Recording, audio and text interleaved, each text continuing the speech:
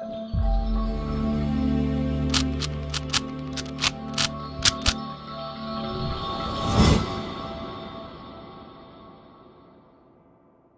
guys, welcome to Viva Classes. I hope you like my videos. If you like my videos, please like, share and support our channel. आप लोगों का एक like, share और feedback हमारे लिए बहुत valuable है। और हमारी वीडियोस के पीछे एक ही कंसेप्ट है, एक ही फंडा है, कम टाइम में कंसेप्ट ज़्यादा, कि हम आपके टाइम की वैल्यू करते हैं। तो कोशिश करेंगे कम टाइम में आपको ज़्यादा से ज़्यादा मैटर अवेलेबल करा सके। तो आज हम पार्ट 2 लेकर आए हैं। चैप्टर 12 बिजनेस स्टडीज़ का बहुत इंपॉर्टेंट चैप्टर है मार्केटिंग। तो मार्केटिंग में आज हम आपके साथ 2 टॉपिक डिस्कस करेंगे जो कि एग्जामिनेशन पर्सपेक्टिव से इंपॉर्टेंट है। फिलॉसफीज आजकल एग्जाम में बहुत पूछी जाती है। अगर केस स्टडीज़ के पर्सपेक्टिव से आप बात करें तो इन्हें मार्केटिंग कंसेप्ट भी कहते हैं, फिलॉसफीज भी कहते हैं, ओरिएंटेशन भी कहते हैं। इसके अलावा हम डिस्कस करेंगे कि मार्केटिंग मिक्स के एलिमेंट्स क्या हैं, राइट। तो सबसे पहले हम आपके साथ डिस्कस करेंगे कि मार्केटिंग फिलॉसफीज क्या है। तो देखिए, फिलॉसफीज का मतलब ये है कि जो बिजनेसेस पहले चला करते थे, अर्लियर डेज में चला करते थे, या आप कह सकते हैं क्योंकि आप 12th क्लास में अगर इकोनॉमिक्स को भी पढ़े हैं तो उसमें एलपीजी पॉलिसीज 1991 के बारे में आपने पढ़ा होगा। लिबरलाइजेशन, प्राइवेटाइजेशन, ग्लोबलाइजेशन, और इवन जो आपका चैप्टर 3 है बिजनेस एनवायरनमेंट, उसमें भी आपको इसके बारे में नॉलेज दी गई है।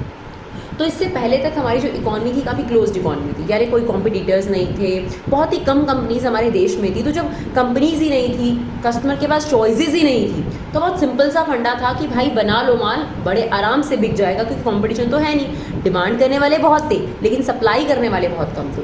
तो जो फिलॉसफी है तब से लेकर आज तक में जो थॉट प्रोसेस है बिजनेस का, उसमें क्या बदलाव आए हैं वो आपको मार्केटिंग फिलॉसफीज के थ्रू समझाया गया है। तो आप एक फेवरेट कंसेप्ट देखेंगे यहाँ पर कि आपके पास, अगर मैं 1991 से पहले की बात करूँ और अब की बात करूँ, तो कंसेप्ट क्विट एम्प्टर से क्विट वेंडिटर में चेंज हो गया। अब ये क्या बला है क्विट एम्प्टर? क्विट एम्प्टर में पहले ऐसा बोला जाता था, let the buyer beware, right. कि जब आपके पास कंपटीशन नहीं था, जब आपके पास सिर्फ कुछ सेलर्स हुआ करते थे, तो वो ये मानते थे कि हमने माल बना दिया, अब बायर सोच समझ के खरीदे, हमारी कोई रिस्पॉन्सिबिलिटी नहीं है। तो बायर को बिवेयर होने की ज़्यादा ज़रूरत थी, यानी तब सेलर जो था वो बहुत पावरफुल था, ठीक है। उसके बाद अब ये कंसेप्ट चेंज होकर क्या हो चुका है, क्विट वेंडिटर, लेट द सेलर बिवेयर। अब इतना कंपटीशन है, जो बायर है, जो कस्टमर है, वो बहुत पावरफुल हो चुका है, वो किंग हो चुका है मार्केट का। अब सेलर इतने चॉइसेस में उसके पास है कि अगर कोई सेलर उसे अच्छे गुड्स नहीं प्रोवाइड करता तो वो उसको जो है स्किप करके दूसरे सेलर के पास फटाफट से चला जाएगा। तो जो कंसेप्ट था फिलॉसफीज में, इसी से आप नटशेल में देख सकते हो कि philosophy let the buyer beware से लेट द सेलर बिवेयर हो गया। जहाँ पर पहले कहा जाता था कि बायर को बिवेयर होने की ज़रूरत है सामान खरीदने से पहले, और जितना भी बनाती थी कंपनी ऐसा मानती थी कि बिक ही जाएगा, कोई दिक्कत वाली बात नहीं आएगी। और वही चीज़ आज चेंज होकर क्या हो गई है, लेट द सेलर बिवेयर। यानी आज के टाइम में कॉम्पिटिशन इतना ज़्यादा है कि अगर कंपनी अच्छा प्रोडक्ट नहीं प्रोवाइड करती तो कस्टमर जो है शिफ्ट करने में कुछ देर नहीं लगाएगा, वो फटाफट से अपना प्रोडक्ट जो है चेंज कर लेगा और दूसरे प्रोडक्ट की तरफ शिफ्ट हो जाएगा, क्योंकि उसके पास सब्स्टिट्यूट्स इतने अवेलेबल हैं, उसके पास बेचने वाली कंपनीज इतने अवेलेबल हैं। किसी भी प्रोडक्ट की बात करो, चाहे साबुन की बात करो, चाहे शैम्पू की बात करो, चाहे पेन की बात करो, चाहे कार की बात करो, आज के टाइम में आपके पास चॉइसेस ज़्यादा हैं, यानी सेलर ज़्यादा है।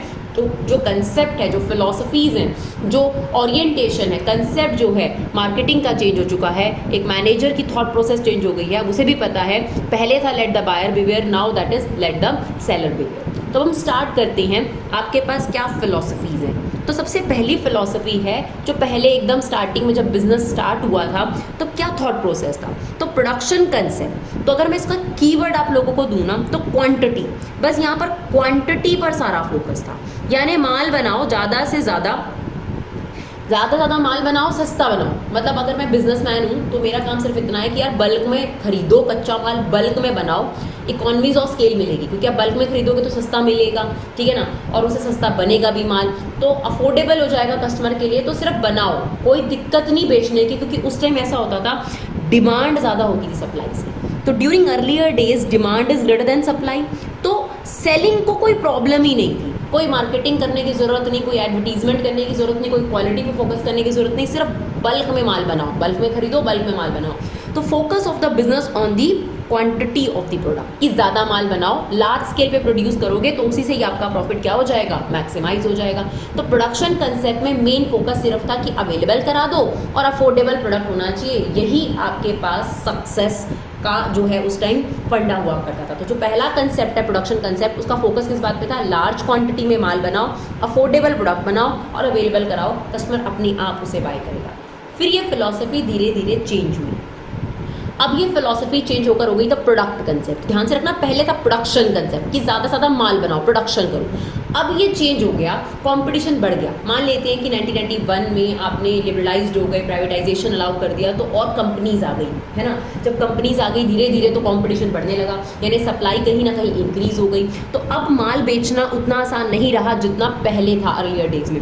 तो अब कंपनी ने अपना जो फोकस था ना वो क्वांटिटी से क्वालिटी की तरफ कर दिया। तो due to increase in the supply, emphasis of firm shifted from quantity to quality, performance और फीचर ऑफ द प्रोडक्ट। अब उन्हें समझ में आ गया सिर्फ क्वांटिटी ज़्यादा बनाने से बात नहीं बनेगी, क्योंकि कंपटीशन बढ़ गया है, कस्टमर्स के पास अब चॉइसेस हो गई हैं कहीं ना कहीं, तो अब आपको क्वालिटी भी अच्छी करनी पड़ेगी।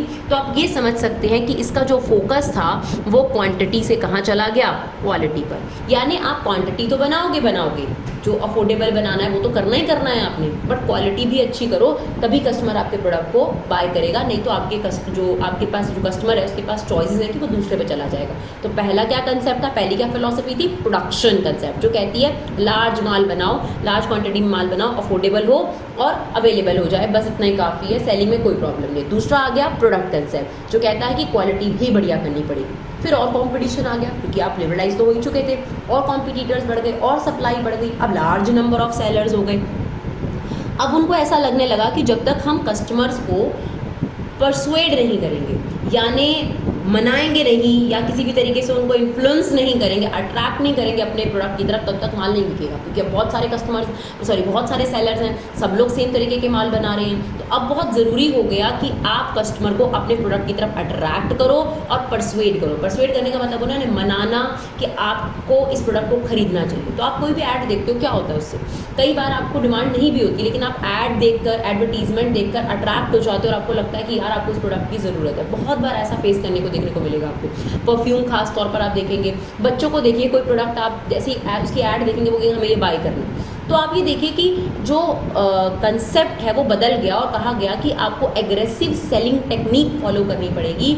यानी आपको पर्सनल सेलिंग, एडवर्टीजमेंट और पब्लिसिटी, पता नहीं क्या क्या चीज़ों का सहारा लेना पड़ेगा, तभी माल बिकेगा। तब तक कस्टमर को इन्फॉर्मेशन ही नहीं मिलेगी, क्योंकि कस्टमर के पास चॉइसेस इतनी हैं और मार्केट में प्रोडक्ट इतने हैं कि उसके पास जानकारी तभी जाएगी जब आप अपने लिए सेलिंग कंसेप्ट का सहारा लोगे, एग्रेसिव सेलिंग का सहारा लोगे, जिसके लिए आपको अलग अलग तरीके की जो है चीज़ों का इस्तेमाल करना पड़ेगा। चाहे आप डिस्काउंट्स ऑफर करो, चाहे आप उनको रिबेट्स दो, चाहे उनको फ्री गिफ्ट्स दो, चाहे आप इवेंट्स ऑर्गेनाइज करो, चाहे आप एडवर्टाइजमेंट करो, आपको करना पड़ेगा। तो अब आपका जो फोकस था वो किस पर हो गया, एग्रेसिव सेलिंग पर, सेल्स प्रमोशन पर, कि पर्सनल सेलिंग करो, एडवर्टीजमेंट करो, आपका फोकस चेंज हो गया। तो सबसे पहला कंसेप्ट क्या था, प्रोडक्शन कंसेप्ट, उसका फोकस था लार्ज स्केल पे बनाओ, अफोर्डेबल होना चाहिए और क्वांटिटी ज़्यादा से ज़्यादा बनाओ। फिर प्रोडक्ट कंसेप्ट आया जिसने कहा कि क्वालिटी भी बढ़िया होनी चाहिए। फिर आ गया सेलिंग कंसेप्ट। तो यहाँ पर क्या हुआ, because of the large number of seller only availability and quality didn't ensure survival and growth,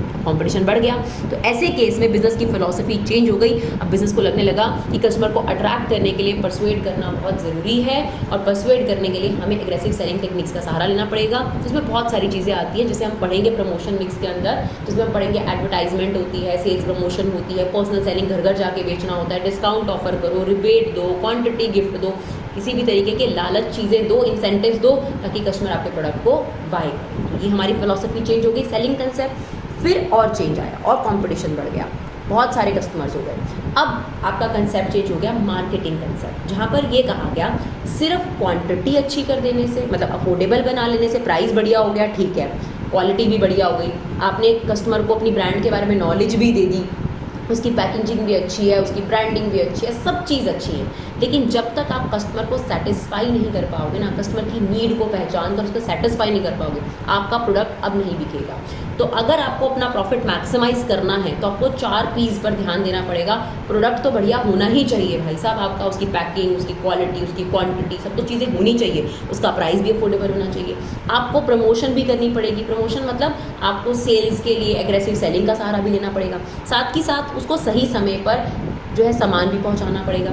तो ये जब सब चीज़ें आप करोगे तब जाके आप अपने कस्टमर को सेटिस्फाई कर पाओगे। तो मार्केटिंग कंसेप्ट जो है इंटीग्रेटेड कंसेप्ट है, मतलब सब कुछ है इसके अंदर। अब तक जितना भी पढ़ा सब कुछ देना पड़ेगा कस्टमर को, तभी कस्टमर सेटिस्फाई होगा, क्योंकि कस्टमर को सेटिस्फाई करना भाई आसान काम नहीं है ना। तो आप समझो कि मार्केटिंग पता है कहाँ से स्टार्ट हो जाती है, कच्चा माल खरीदने से स्टार्ट होती है और माल बिकने के बाद भी होती है। क्योंकि आप अगर अच्छा माल नहीं बनाओगे, क्वालिटी बढ़िया नहीं करोगे, तब भी आपका कस्टमर नहीं टिकेगा, तब भी कस्टमर सेटिस्फाई नहीं होगा। पैकिंग, ब्रांडिंग, सब चीज़ों में मार्केटिंग मैनेजर का रोल है। चलो माल बेच दिया, बेचने के बाद आपने आजकल कस्टमर केयर सेल इस्टेब्लिश कर रखे हैं। क्यों कर रखे हैं? जब हमने फंक्शंस पढ़ाया ना आपको, तो उसमें लास्ट फंक्शन यही है कि जब कोई कस्टमर आपका सामान खरीदता है, उसे कोई भी प्रॉब्लम होगी, कोई भी इश्यूज़ आते हैं उस प्रोडक्ट में, तो आप अगर उन्हें रिजॉल्व नहीं करोगे तो वो कस्टमर डिससेटिस्फाइड हो जाएगा। वो कभी भी आपके प्रोडक्ट को दोबारा बाय नहीं करना पसंद करेगा और 10 लोगों को और बोलेगा कि भाई इस कंपनी के प्रोडक्ट मत बाय करना। तो दैट मीन्स मार्केटिंग कंसेप्ट क्या है, एक इंटीग्रेटेड अप्रोच है, जिसमें अब तक जितना भी पढ़ा है भाई, क्वांटिटी भी बढ़िया होनी चाहिए, मतलब अफोर्डेबल होना चाहिए, क्वालिटी भी बढ़िया होना चाहिए, कस्टमर को अट्रैक्ट भी करना पड़ेगा, सही समय पे उसको सामान भी पहुंचाना पड़ेगा, उसकी पैकेजिंग भी बढ़िया होनी चाहिए। यानी it's an integrated approach, overall approach है जो आपको फॉलो करनी पड़ेगी अगर आप कस्टमर को सेटिस्फाई करना चाहते हो। तो मार्केटिंग कंसेप्ट में जो फोकस है वो किस पर हो गया? कस्टमर सेटिस्फैक्शन पर, कि फुल्ली आपको कस्टमर को क्या करना पड़ेगा? सेटिस्फाई करना पड़ेगा, तभी बात बनेगी सर, नहीं तो नहीं बात बनेगी। अब आपका क्या चल रहा है? 5वां कंसेप्ट चल रहा है, that is societal marketing concept, जो एक तरीके से जो आपने 4th कंसेप्ट पढ़ा है उसका एक्सटेंशन है, राइट। देखिए मार्केटिंग कंसेप्ट तो सेम है, सिर्फ सोसाइटियल ऐड हो गया। तो यहाँ पर क्या है कि आप कस्टमर का तो वेलफेयर करो, साथ ही साथ समाज का वेलफेयर भी करो। ऐसा नहीं होना चाहिए कि आप अनएथिकल प्रोडक्ट्स बेच रहे हो, आप क्या कहते हैं जो इन्वायरमेंट है उसको हार्म कर रहे हो किसी तरीके से। तो सोसाइटी का बेनिफिट भी ध्यान रखो और मार्केटिंग यानी कस्टमर का भी और सोसाइटी दोनों को आपको बैलेंस करके चलना पड़ेगा।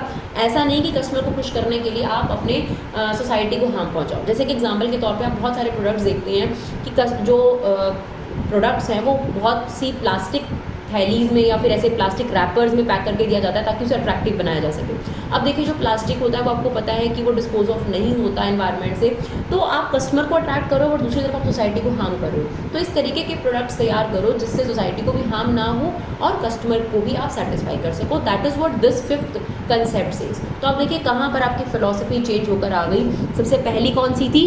प्रोडक्शन। सबसे पहली कौन सी थी? प्रोडक्शन, जिसका फोकस था ज़्यादा से ज़्यादा माल बनाओ, डिमांड ज़्यादा है, सब बिक जाएगा, कोई प्रॉब्लम नहीं है। तो अफोर्डेबिलिटी और अवेलेबिलिटी। फिर हुआ प्रोडक्ट कंसेप्ट जो कहता है कि क्वालिटी भी अच्छी करनी पड़ेगी तभी बात बनेगी। फिर आ गया सेलिंग कंसेप्ट जो कहता है कि आपके पास जब तक आप कस्टमर को अट्रैक्ट नहीं करोगे, इन्फॉर्मेशन नहीं दोगे अपने प्रोडक्ट की, तब तक माल नहीं बिकेगा। फिर आ गया चौथा कंसेप्ट जिसमें सब कुछ ही आ गया भाई, मार्केटिंग कंसेप्ट जो कहता है कस्टमर को सेटिस्फाई करना पड़ेगा। और लास्ट कंसेप्ट कहता है कि कस्टमर को सेटिस्फाई करते करते कहीं आप सोसाइटी को हार्म मत पहुंचा देना, क्योंकि जो कस्टमर होता है वो सोसाइटी का पार्ट होता है। उस पर इंप्रेशन ज़रूर जाएगा कि एक कंपनी जो है एनवायरनमेंट को हार्म करके, लोगों को, सोसाइटी को हार्म करके जो है आपको प्रोडक्ट अवेलेबल करा रही है, राइट। तो ये ज़रूरी है कि आप दोनों की वेलबींग का ध्यान रखें, कस्टमर और सोसाइटी। तो ये आजकल जो है एग्जामिनेशन में बहुत इंपॉर्टेंट टॉपिक पूछा जाता है। मतलब बेसिकली आपको एक कंसेप्ट आइडेंटिफाई करने होते हैं, तो ये बहुत आसान है। हमने जो नोट्स दिए आप इनके स्क्रीनशॉट्स ले सकते हैं, इजी वे में आप कर सकते हैं इसको, राइट। अब हमारे पास आपका आता है इसी के अंदर एक और टॉपिक है, that is what are the elements of marketing mix. तो आपने हमेशा याद रखना है मार्केटिंग मिक्स 4 P's से बना हुआ है।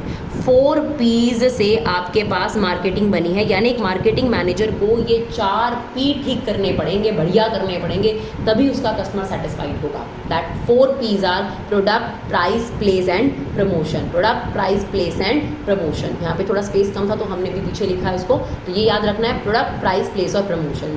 मतलब आपको अपना प्रोडक्ट अच्छे से डेवलप करना पड़ेगा, राइट, यानी उसकी क्वालिटी अच्छी होनी चाहिए, उसकी पैकेजिंग, उसकी लेबलिंग, उसकी ब्रांडिंग, ये सब चीज़ें आपने अच्छे से करनी है। फिर आता है प्राइस, उसका प्राइस ऐसा रखो ना बहुत ज़्यादा हाई हो ना बहुत ज़्यादा लो हो, कस्टमर के अफोर्डेबिलिटी के अंदर पड़ता हो। सही समय पर उसे अवेलेबल कराना, तो प्लेस मिक्स आ जाएगा। प्रमोशन में आपको क्या डिसाइड करना है कि आपको प्रोडक्ट को कस्टमर को अट्रैक्ट करने के लिए किस तरीके की प्रमोशन टेक्निक का सहारा लेना है। तो ये 4 P's अगर आपके बढ़िया होते हैं तभी आप अपने प्रोडक्ट को बेचने में और कस्टमर को सेटिस्फाई करने में सक्सेसफुल होंगे। तो सबसे पहला P कौन सा है? प्रोडक्ट, जिसमें बेसिकली आपको क्या डिसाइड करना है। पहले देखिए प्रोडक्ट का मतलब क्या है। इट मीन्स एनी गुड्स और services which is offered for sale. तो कोई भी गुड या सर्विस भी इसके अंदर ही होती है जो आपने बेचने के लिए ऑफर किया है। इसमें किस तरीके के डिसीजन एक मार्केटिंग मैनेजर को लेने पड़ते हैं, उसके फीचर्स क्या होंगे, उसकी पैकेजिंग कैसी होगी, उसका डिज़ाइन क्या होगा, उसकी लेबलिंग क्या होगी, उसका नाम क्या रखेंगे, यानी ब्रांडिंग क्या होगी। तो इस तरीके के जो डिसीजंस हैं उसको प्रोडक्ट मिक्स के अंदर लेने पड़ते हैं, राइट। फिर आता है प्राइस मिक्स। चलो अब आपने प्रोडक्ट का डिज़ाइन तय कर लिया, उसकी क्वालिटी तय कर ली, उसका डिज़ाइन पैकिंग सब तय हो गया, राइट। अब आपने डिसाइड करना है कि उसका प्राइस क्या होता है। तो प्राइस का मतलब क्या होता है? प्राइस एक अमाउंट ऑफ मनी है जो बायर के द्वारा गुड्स एंड सर्विसेज के बदले में, कंसीडरेशन का मतलब होता है बदले में, समथिंग इन रिटर्न के बदले में आप सेलर को देते हो। तो it means amount of money paid by buyer in consideration of goods and services. Consideration का मतलब बदले में, आप गुड्स खरीदोगे, बदले में आपको पैसे देने पड़ेंगे। That is what price all about. तो इसमें जो एक मार्केटिंग मैनेजर होता है उसको एनालाइज करना होता है कि कौन कौन से फैक्टर्स होते हैं जो प्रोडक्ट के प्राइस को डिसाइड करने में उसको रोल प्ले करेंगे। तो यहाँ पर वो सारे फैक्टर्स को डिटेल में पढ़ेगा। हम इन सभी 4 पीस को और डिटेल में पढ़ेंगे। लेकिन अगर एग्जाम में क्वेश्चन आ जाए कि what are the marketing mix, तब आपको थोड़ा थोड़ा सबके बारे में लिखना है कि 4 एलिमेंट होते हैं मार्केटिंग मिक्स के, पर हम इन चारों के बारे में और डिटेल में पढ़ेंगे। यही मार्केटिंग चैप्टर है। इसके बाद इन्हीं चारों के बारे में डिटेल में पढ़ाया जाएगा। इसमें आपको ब्रांडिंग के बारे में बताया जाएगा, पैकेजिंग, लेबलिंग के बारे में, इसमें प्राइस के बारे में पूरा बताया जाएगा, इसमें प्लेस के बारे में पूरा, और फिर प्रमोशन तो है ही आपके पास। तो चारों पीस के बारे में डिटेल में है। लेकिन अगर क्वेश्चन ये आ जाए कि what are the elements of marketing mix, या मार्केटिंग मिक्स किन चीज़ों से मिलकर बना है, तब आपको थोड़ा थोड़ा सबके बारे में जानकारी ज़रूर देनी है।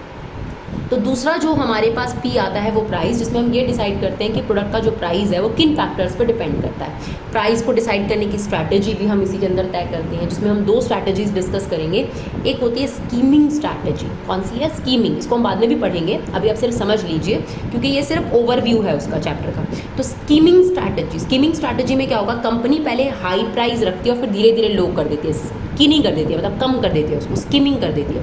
तो स्कीमिंग स्ट्रैटेजी में क्या होता है, आपके पास पहले हाई प्राइस रखा जाता है, that is SKMIING, skimming strategy. इसके अंदर कंपनी पहले हाई प्राइस रखती है फिर धीरे धीरे लो कर देती है। अब जितने भी लग्जरी प्रोडक्ट देखते हैं, एग्जाम्पल के तौर पे एप्पल का आईफोन लेंगे, पहले मान लीजिए वो 1,70,000 का है, फिर धीरे धीरे वो कम करते रहते हैं ताकि बाकी कस्टमर भी उसे बाय कर लें। तो हाई टू लो की स्ट्रैटेजी होती है। इसी तरीके से इसकी बिल्कुल अपोजिट स्ट्रैटेजी होती है पेनिट्रेटिंग स्ट्रैटेजी। उसमें क्या होगा, कंपनी पहले लो प्राइस रखेगी क्योंकि अभी एंट्री हुई है, फिर धीरे धीरे करके हाई प्राइस कर देती है, राइट। तो बेसिकली प्राइस में आपने प्राइस से रिलेटेड डिसीजन लेने हैं, डिस्काउंट कितना देना है, उसका प्राइस क्या होगा, उसके ऊपर अपना प्रॉफिट मार्जिन क्या रखोगे, ये सब चीज़ें, और कौन से फैक्टर प्रोडक्ट के प्राइस को डिसाइड करने में मदद करेंगे, इन सब चीज़ों को हम प्राइस मिक्स के अंदर डिसाइड करेंगे, राइट। फिर आता है प्लेस मिक्स। उसके अंदर क्या डिसाइड करना है, ट्रांसपोर्टेशन का कौन सा जरिया होगा, वेयर हाउस खरीदें या रेंट पे लें, ऑर्डर प्रोसेसिंग कैसी होगी हमारी, ऑनलाइन ऑर्डर करेंगे तो कितने टाइम के अंदर ऑर्डर डिलीवरी होनी चाहिए। तो बेसिकली प्लेस मिक्स में एक मार्केटिंग मैनेजर को ये डिसाइड करना है कि राइट प्लेस पर जो है राइट टाइम पर कस्टमर को प्रोडक्ट कैसे अवेलेबल कराया जाए, वो डिसीजन आपका प्लेस मिक्स के अंदर आ जाता है, ठीक है। उसके बाद लास्ट आता है हमारा प्रमोशन मिक्स, जिसमें हम ये डिसीजन लेते हैं कि अपने प्रोडक्ट के बारे में कैसे इन्फॉर्म करें, कम्युनिकेट करें अपने पोटेंशियल कस्टमर्स को। पोटेंशियल कस्टमर कौन से होते हैं, जो बाय कर सकते हैं आपके प्रोडक्ट को, ठीक है ना। उनको कैसे परसुएड करें, मनाएं कैसे कि आप हमारे प्रोडक्ट को खरीदो। उसके लिए हम आपको बता रहे हैं प्रमोशन मिक्स भी आगे बना हुआ है एलिमेंट से। तो प्रमोशन मिक्स के अंदर क्या है, एडवर्टीजमेंट का सहारा लें, या पर्सनल सेलिंग होता है, घर घर जाके माल बेचें।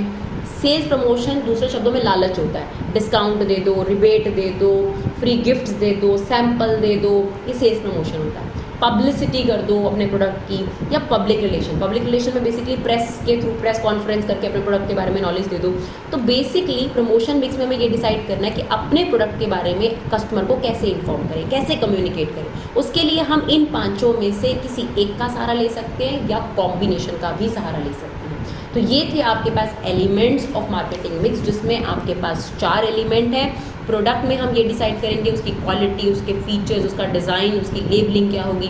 प्राइस में हम ये डिसाइड करेंगे कितना प्रॉफिट मार्जिन रखेंगे, कितने डिस्काउंट ऑफर करेंगे, प्राइस कैसे डिसाइड करेंगे, वो डिसीजन हम लेंगे। प्लेस मिक्स में हम डिसीजंस लेंगे बेसिकली कि ऑर्डर प्रोसेसिंग कैसी होगी हमारी, ऑनलाइन ऑर्डर होगा, ऑफलाइन ऑर्डर होगा, ऑनलाइन ऑर्डर कितने दिन में होना चाहिए, ट्रांसपोर्टेशन का जरिया क्या होगा, कैसे सही समय पर सही प्लेस पर हम कस्टमर को माल पहुंचा सकते हैं। और लास्ट पी हमारे पास होता है प्रमोशन, जिसमें हम ये डिसाइड करते हैं कि अपने प्रोडक्ट को खरीदने के लिए हम कस्टमर को कैसे परसुएड करें, मनाए कैसे, अट्रैक्ट कैसे करें, इन्फॉर्म कैसे करें, उसके लिए हम इन टूल्स का सहारा लेते हैं। तो आई होप आपको हमारी वीडियो समझ में आई होगी। तो आप देखेंगे आधे घंटे से कम टाइम में हमने आपके साथ 2 टॉपिक डिस्कस करे हैं। नोट्स भी आपके पास हैं, आप इसका स्क्रीनशॉट ले सकते हैं। अगर आपको हमारे वीडियोस अच्छे लगे तो प्लीज़ समय निकाल कर इन्हें शेयर ज़रूर करिए। Thank you so much guys for love and support, keep supporting bug classes.